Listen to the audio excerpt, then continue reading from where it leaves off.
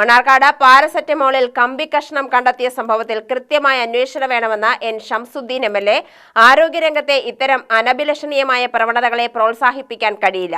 പരാതി ലഭിക്കുന്ന മുറയ്ക്ക് വീഴ്ച വരുത്തിയവർക്കെതിരെ നടപടിയെടുപ്പിക്കുമെന്നും അദ്ദേഹം പറഞ്ഞു.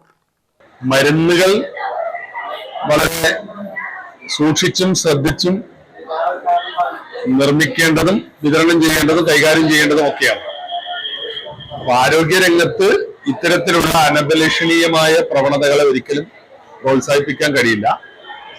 ഈ സംഭവം അത് ആരെടുത്ത് എവിടെയാണ് വീഴ്ച പറ്റിയെന്നുള്ള കൃത്യമായ പരിശോധന ഉണ്ടാവണം. ചില ആളുകൾ എന്നെ വിളിച്ചിരുന്നു, ഞാൻ അവരോടും പറഞ്ഞൊരു പരാതി തരാൻ. ആ പരാതി വെച്ച് നമുക്കത് തീർച്ചയായും അതിലാവശ്യമായ നടപടികൾ സ്വീകരിപ്പിക്കാം.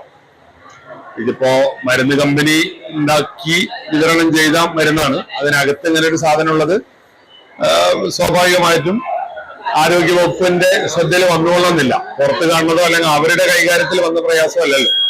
അപ്പൊ ഏതായിരുന്നാലും വളരെ കൃത്യമായ അന്വേഷണം നടത്തി ഇത് ഏത് ബാച്ചാണ്, എവിടുന്ന് മാനുഫാക്ചർ ചെയ്തതാണ് എന്നൊക്കെ പരിശോധിച്ച് കുറ്റക്കാർക്കെതിരെ നടപടി ഉണ്ടാകണം. ഇത്തരം നിരുത്തരവാദപരമായി മരുന്നുകൾ കൈകാര്യം ചെയ്യാൻ പാടില്ല.